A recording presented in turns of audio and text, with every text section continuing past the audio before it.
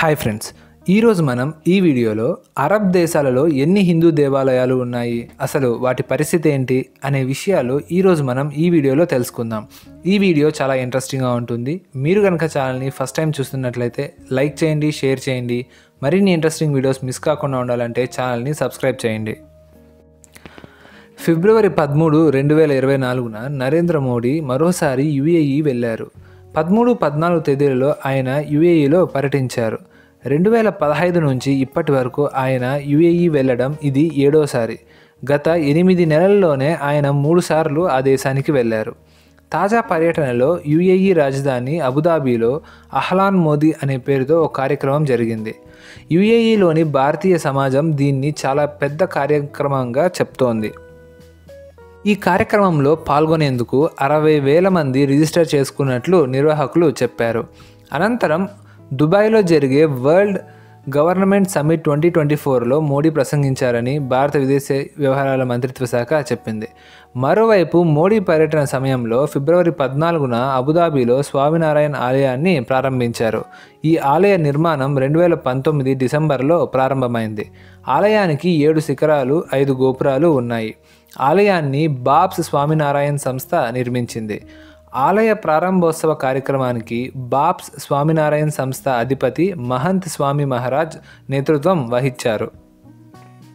ఇండియాలో హిందూ దేవాలయాలు ఉండడం సహజమే. మరి అరబ్ దేశాలలో కూడా హిందూ దేవాలయాలు ఉన్నాయా? ఉంటే అసలు అరబ్ దేశాలలో ఎన్ని హిందూ దేవాలయాలు ఉన్నాయి అనే విషయం ఇప్పుడు తెలుసుకుందాం. ఇప్పుడు అబుదాబిలో ప్రారంభించిన ఆలయం అరబ్ ప్రపంచంలోనే మొట్టమొదటి హిందూ ఆలయం అనే ప్రచారం ఒకటి జరుగుతోంది. కానీ అరబ్ దేశాలలో ఇంతకు ముందు కూడా హిందూ దేవాలయాలు ఉన్నాయి. యుఏఈతో పాటు ఒమెన్, బహ్రెయిన్లలోనూ హిందూ దేవాలయాలు ఉన్నాయి. బహ్రెయిన్ రాజధాని మనామాలో నిర్మించిన శ్రీనాథ్జీ దేవాలయం శతాబ్దం కిందటిది. భారతదేశ విభజనకు చాలా ఏళ్ల ముందు దట్టా నుంచి వచ్చిన సింధీ కమ్యూనిటీని దీన్ని నిర్మించింది. సౌదీ అరేబియాలో నివసించే, అక్కడ పనిచేసే హిందువులు కూడా పండుగలు, ప్రత్యేక దినాలలో ఈ ఆలయంలో పూజలు చేయడానికి వస్తారు. ఒమెన్ రాజధాని మస్కట్లోనూ 2 హిందూ దేవాలయాలు ఉన్నాయి. పాత మస్కట్లోని ముత్రాహ్ ప్రాంతంలో మోతీశ్వర్ ఆలయం ఉంది. ఇది 125 ఏళ్ల కిందటిదని చెప్తుంటారు. మధ్యప్రాచ్యంలోని పురాతన హిందూ ఆలయాలలో ఇది కూడా ఒకటని చెప్తుంటారు. మస్కట్లోని రువీలో కృష్ణ, విష్ణు ఆలయం ఉంది. ఇది 150 ఏళ్ల కిందటిదని చెప్తారు. ఒమెన్లో స్థిరపడిన గుజరాతీ కమ్యూనిటీతో స్నేహానికి గుర్తుగా ఒమెన్ సుల్తాన్ ఈ ఆలయాన్ని నిర్మించారు. దుబాయ్లోని భారతీయ సమాజంలో సింధీలు, మరాఠీలు, గుజరాతీ, పంజాబీలతో పాటు దక్షిణ భారతీయులు చాలామంది ఉంటారు. ఇక్కడ వివిధ ప్రార్థనా స్థలాలు ఉన్నాయి. దుబాయ్, దాని చుట్టూ ఉన్న నగరాలు, గల్ఫ్లోని అనేక ఇతర ప్రాంతాలలో దీపావళి రోజు రాత్రి భారతదేశంలో ఉన్నట్టే ఆకాశమంతా వెలుగుజిల్లులతో నిండిపోతుంది. నిరంతర కృషి, పట్టుదలతో ముందుకు సాగినప్పుడు ఒక సమాజం తగిన స్థానం దక్కించుకుంటుందనడానికి యుఏఈ సహా గల్ఫ్ దేశాలలో భారతీయుల సమష్టి విజయగాథలు ఉదాహరణ. భారత మాజీ రాయబారి ఒకరు చెప్పినట్లుగా, భారతీయులు తమ హార్డ్ వర్క్ కారణంగా ప్రపంచంలోనే ఎంప్లాయీస్ చాయిస్గా మారారు. అయితే బల్యమైన జాతీయవాదాన్ని ముందు పెట్టి ఈ సహృద భావాన్ని చెడగొట్టడం వంటివి ఈ గుర్తింపును దెబ్బతీస్తాయి. నుపూర్ శర్మ ఉదంతం వంటివి దానికి ఉదాహరణలు. అరబిక్లో భారతీయులందరినీ హిందీస్ అని పిలుస్తారు. హిందువులనే కాదు, అన్ని రకాల భారతీయులను అరబిక్లో హిందీస్ అనే అంటారు. ఇక స్వామినారాయణ ఆలయం విషయానికొస్తే ప్రధాని నరేంద్ర మోడీ దీని నిర్మాణంలో ప్రభావవంతమైన పాత్ర పోషించారు.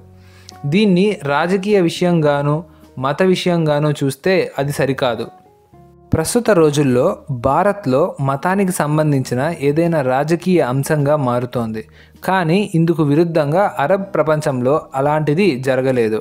ప్రపంచంలోని ఈ ప్రాంతంలో మతం ప్రజా జీవితంలో కనిపించవచ్చు, కానీ రాజకీయ చర్చలలో మాత్రం పెద్దగా కనిపించదు. గల్ఫ్ దేశాలలో పెరుగుతున్న భారతీయుల ప్రభావం. అరబ్ ప్రపంచం, ముఖ్యంగా గల్ఫ్ కోఆపరేషన్ కౌన్సిల్ దేశాలుగా మారుతున్నాయి. మరోవైపు ఇక్కడి భారతీయ సమాజం కూడా మారుతోంది. మంచి జీతాలు, మెరుగైన జీవన ప్రమాణాల కోసం అరబ్ దేశాలకు వస్తుంటారు. కొన్నిసార్లు పాశ్చాత్య దేశాలకు వెళ్ళిన వారు, అక్కడ పౌరసత్వం పొందిన వారు కూడా మరింత డబ్బు సంపాదించడం కోసం అరబ్ దేశాలకు వస్తుంటారు. భారతీయులు గల్ఫ్ దేశాలలో సంపాదించింది తిరిగి ఆ డబ్బును పంపడం వల్ల భారత్లోని ఎన్నో కుటుంబాలు జీవితాలు మారిపోయాయి. కేరళ, ఆంధ్రప్రదేశ్, ఉత్తరప్రదేశ్, బీహార్ రాష్ట్రాల్లోని గ్రామీణ ప్రాంతాల్లో ఎన్నో పూరిళ్ళు పక్కా ఇల్లుగా మారడం వెనుక గల్ఫ్ దేశాలకు వెళ్ళిన వారి కష్టం చాలా ఉంది. గల్ఫ్ ప్రాంతంలో సంపాదించిన డబ్బుతో భారత్లో అనేక వ్యాపారాలు ప్రారంభమయ్యాయి. లక్షలాది మంది కెరియర్ నిర్మితమైంది. ఇటీవల కాలంలో ఈ ప్రాంతంలో భారతీయుల ప్రొఫైల్ కూడా మారింది. ఒకప్పటిలా వారు గల్ఫ్ దేశాల్లోని రియల్ ఎస్టేట్ ప్రాజెక్టుల్లో కార్మికులు మాత్రమే కాదు, డాక్టర్లు, ఇంజనీర్లు, కార్పొరేట్ సంస్థల అధిపతులుగాను గౌరవం పొందుతున్నారు. గల్ఫ్ ప్రాంతాలు నిరంతరం కాస్మోపాలిటన్గా మారుతున్నాయి. చమురుపై ఆధారపడకుండా హైటెక్ ఆర్థిక వ్యవస్థను సృష్టించుకునేందుకు ప్రయత్నాలు జరుగుతున్నాయి. ఈ మార్పు భారతీయుల ప్రతిభకు, ఐటీ వర్క్ఫోర్స్కు ఉపయోగకరంగా మారనుంది. మతపరమైన విషయాలు పక్కన పెడితే గల్ఫ్ భారతీయుల మధ్య ఏళ్లుగా బంధం ఏర్పడింది. ఇది భవిష్యత్తులోనూ మరింత బలపడనుంది.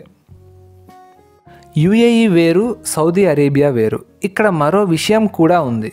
యుఏఈ అనేది 2 ప్రధాన మసీదులు ఉన్న సౌదీ అరేబియా కాదు. సౌదీ అరేబియా అనేది ఇటీవల కాలంలో ఆధునీకరణ దిశగా సాగుతున్నప్పటికీ అది దాని సొంత మార్గాన్ని అనుసరించాల్సి ఉంటుంది. ఇందుకు విరుద్ధంగా యుఏఈ అనేది చిన్న దేశమే అయినా ఏవియేషన్ హబ్గా మారడం, ఎక్స్పోర్ట్ బిజినెస్ మోడల్స్ సృష్టించడం, ప్రపంచం నలుమూలల నుంచి ప్రతిభావంతులను ఆహ్వానించడంలో ముందుంది. ఇతరుల విశ్వాసాలు, అవసరాలు, సున్నితత్వాలను అంగీకరించడం వల్ల ఇదంతా సాధ్యమవుతోంది. అబుదాబిలోని అబ్రహామిక్ ఫ్యామిలీ హౌస్ దీనికి ఉదాహరణ. ఇందులో మసీదు, చర్చు, ప్రార్థనా మందిరాలు ఉన్నాయి. ఈ అబ్రహామిక్ ఫ్యామిలీ హౌస్ విశ్వాసాలలో భిన్నత్వం ఉన్న మానవత్వం, శాంతిలో ఏకత్వం అనేదాన్ని నిర్వచనగా ఉంటుంది. అబుదాబి ఆలయ ప్రాజెక్టు ప్రకటించిన రోజు ఓ వార్త సోషల్ మీడియాలో వైరల్ అయ్యింది. దుబాయ్కి చెందిన ఒక ప్రొఫెషనల్ ట్వీట్ చేస్తూ యుఏఈలో చాలామంది భారతీయులు ఎదుర్కొంటున్న సమస్యలను ఆలయం ఎలా పరిష్కరిస్తుంది అని ప్రశ్నించారు. అయితే ఆ ట్వీట్ డిలీట్ చేసే వరకు ఆయన్ను ట్రోల్ చేశారు. గ్రాండ్ షేక్ జావేద్ మసీదు చుట్టూ ఉన్న ఒక గొప్ప ఆలయం యుఏఈ ఆదరణ స్ఫూర్తిని చాటుతుంది. అందుకే ఒక గొప్ప ఆలయాన్ని రాజకీయ విజయం కంటే శాంతి సామరస్యానికి ప్రతీకగా చూడాలి. ఈ వీడియో మీకు నచ్చినట్లయితే లైక్ చేయండి, షేర్ చేయండి. మరిన్ని ఇంట్రెస్టింగ్ వీడియోస్ మిస్ కాకుండా ఉండాలంటే ఛానల్ని సబ్స్క్రైబ్ చేయండి.